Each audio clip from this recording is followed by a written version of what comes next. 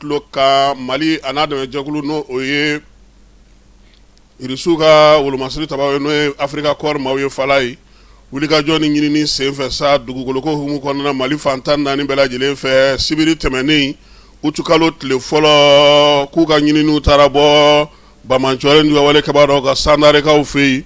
Pankuru ale kɔni y'a ka baara kɛ yen Kwakurukaw fana fɛ yen ani Tesalitikaw fɛ yen wulikajɔ in ɲɔgɔnna kɛra yen Kwakuru a yira k'a fɔ sa ko min ye Bamacɔlen du wale kɛbaaw dili donnenba de don ye bi fala ye maa caman de bɛ u y'olu bɔ baara la yen gosili kun fɔlɔw o sɛgɛsɛgɛli bɛ senna halisa dugumana na min ye Tesalitikaw fɛ yen manamafɛn cɛjugu camanba de tun bɛ Bamacɔlen du wale kɛbaaw bolo a yirala sa k'a fɔ ko min y'u ka ɲɛmaw fana caman tun bɛ o ko in kɛnɛ kan armée kɔni ye a bɛɛ lajɛlen nɔni marafatigiw ani minɛnw bɛɛ lajɛlen k'a bɛɛ lajɛlen kɛ kelen siɲɛ kelen sɛgɛsɛgɛliw fana bɛ senna yen dugumana fana na karido utukalo tile fila min ye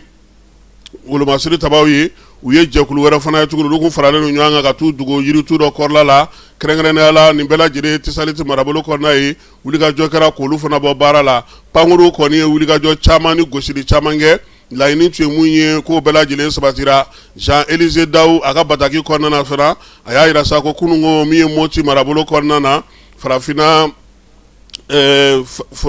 Surasiw ka wulikajɔ min bɛ yen ni o ye an ka dugukoloko bolofara min bɛ yen ka ɲɛsin Bamacɔlen du wale kɛbaaw ma FLA ni sini ma olu dogoyɔrɔ kɛrɛnkɛrɛnnen min tun bɛ n'o y'a sɔrɔ u kɛlen don ka kanba dɔ sigi kɛrɛnkɛrɛnnenya la k'u ka jɛkulu bila o kɔnɔ wulikajɔ kɛra k'o fana kari Moti ale marabolo kɔnɔna na min ye kununko ye fana état-major y'a yira sa k'a fɔ k'a b'a da bɛɛ lajɛlen tulo ka dugukoloko hukumu kɔnɔna na ntɛnɛn kalo tile 3 fala ye wulikajɔ fana kɛra kɛrɛnkɛrɛnnenya la ka se Arshad Endakaw fɛ yen kilomɛtiri 80 min ye Tumutu kɔrɔ ni Tilebi cɛ ko min ye Bamacɔlen du wale kɛbaaw kun kɛlen ka taa mobili dɔ dogo yen mobili n'a kɔnɔminɛn n'a maɲɔgɔnlɔn bɛɛ lajɛlen n'a kɛlɛkɛminɛnw u y'a bɛɛ lajɛlen kɛ kelen ye k'u bɛɛ lajɛlen nɔni wulikajɔ senfɛ ni Pankuru ye o waati kelen fana na Sorobugukaw fɛ yen Bamacɔlen du wale kɛbaaw ka dagayɔrɔ belebeleba dɔ tun bɛ foro kungoba dɔ kɔnɔna na n'o ye Finnakaw fɛ yen wulikajɔ ni cɛsiri kɛlen sa ka jateminɛw bɛɛ lajɛlen kɛ o minɛnw fana bɛɛ lajɛlen u y'olu fana bɔ baara la ka ni goni ye kɛrɛnkɛrɛnnenya la drone Akensi ale ka gosili barika bonyana ye kosɛbɛ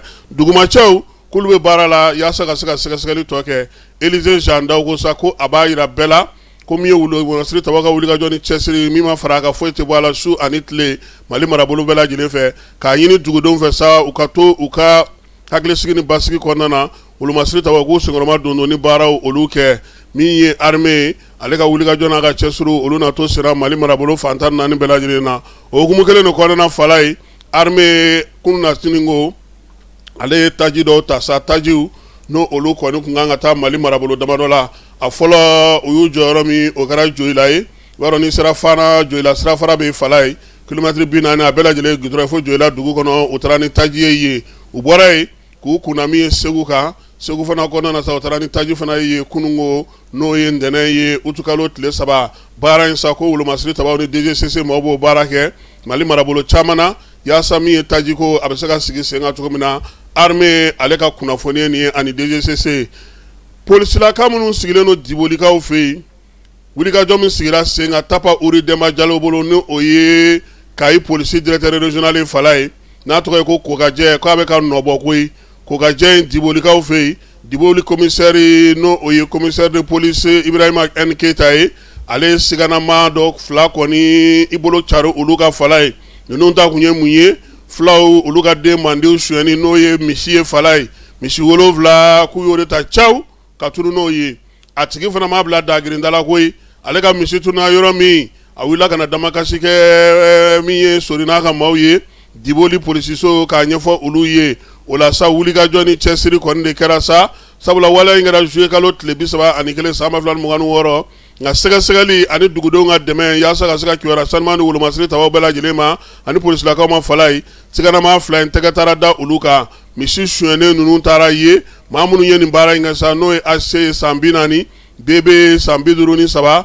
u bɛɛ lajɛlen dilara ka taa di min ye kiiri tigilamaaw ma yaasa olu bɛ se ka dɔ fara sɛgɛsɛgɛli kan cogo min na min ye ko tiɲɛna nkalon k'o dɔn ka bɔ ɲɔgɔn na maa minnu ye nin baara in kɛ sa ko ka u fo sabula polisi ɲɛmaaba contrôleur général de police Sukone ale ka laɲini de ye nin ye ani ministre Dawudu ka dɛmɛ min ye commissariat de police Diboli ko k'u fo baara kɛcogo ɲuman na sɛbɛn ale bɔra Compole Berté yɔrɔ police direction ba ale kɔnɔna fala